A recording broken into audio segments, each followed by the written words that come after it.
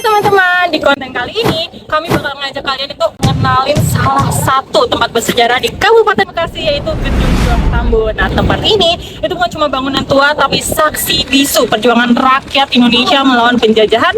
Dan Gedung Juang Tambun berlokasi di Tambun Selatan, Kabupaten Bekasi, Jawa Barat. Gedung ini itu dibangun sekitar tahun 1906 pada masa penjajahan Belanda, yang awalnya gedung itu digunakan sebagai kantor administrasi pemerintahan kolonial loh.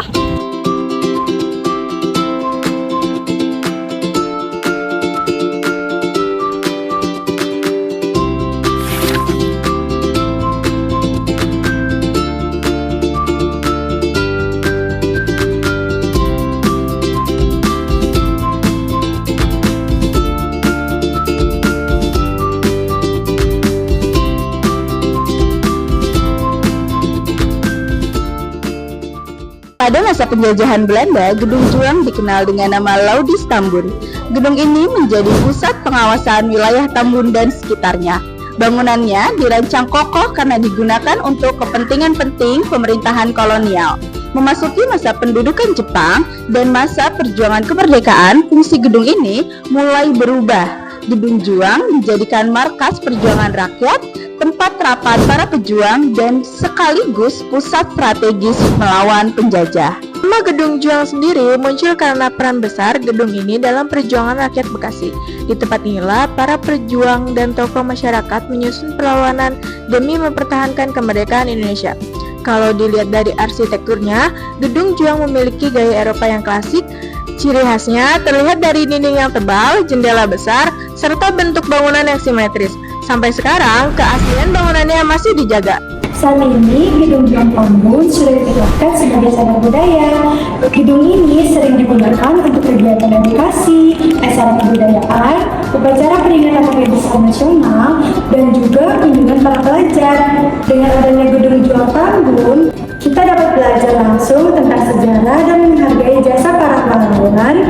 Sebagai generasi muda, sudah seharusnya kita ikut menjaga dan melestarikan peninggalan sejarah ini agar tidak terlupakan. Tunggu dulu, ada informasi terbaru dan sangat menarik tentang Gedung Juang. Setelah direvitalisasi, Gedung Juang Tambun ini bertransformasi menjadi Museum Digital Bekasi atau bisa disebut sebagai MDB. Jadi bukan hanya bangunan cagar budaya biasa, tapi juga pusat edukasi sejarah yang super modern. Betul sekali, sebagai Museum Digital Bekasi, Gedung Juang kini menyajikan sejarah Bekasi dari masa ke masa dengan sentuhan teknologi. Kalian bisa menemukan beragam zona menarik. Ada ruang prasejarah yang menampilkan replika kerangka manusia bumi dari 1000 sebelum Masehi, dan zona kerajaan Tarumanegara yang fokus pada peran Bekasi di bawah Raja Purnawarman. Teknologinya yang canggih membuat belajar sejarah jadi menyenangkan. Misalnya di ruangan digital interaktif, kalian bisa menggunakan smart table, teknologi augmented reality, dan interaktif book untuk menjelajahi sejarah secara mandiri. Ada juga bioskop mini atau mini theater yang memutar film dokumenter sejarah Bekasi secara gratis. Jangan lewatkan juga Hall of Fame dengan layar sentuh digital untuk mengenal para bupati Bekasi dari masa ke masa.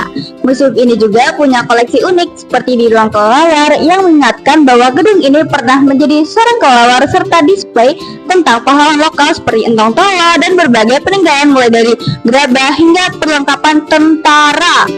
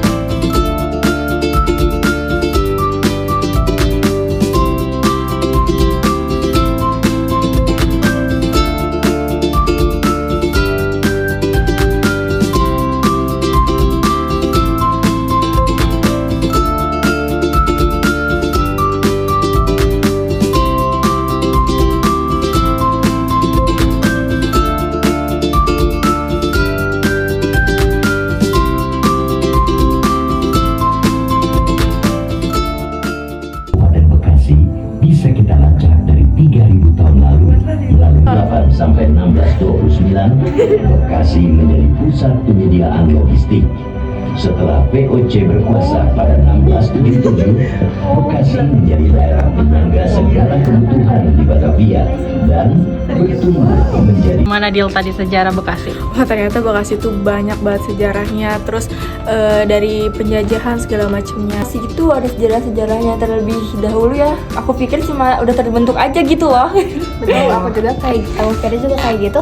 Namanya tadi keren banget ngejelasin tentang sejarah-sejarah yang ada di Bekasi dan terbentuknya Bekasi itu seperti apa. Wah, keren banget. Ternyata Bekasi punya sejarah, guys. Bener banget, aku juga nggak nyangka ternyata Bekasi itu dari kata Bagasasi.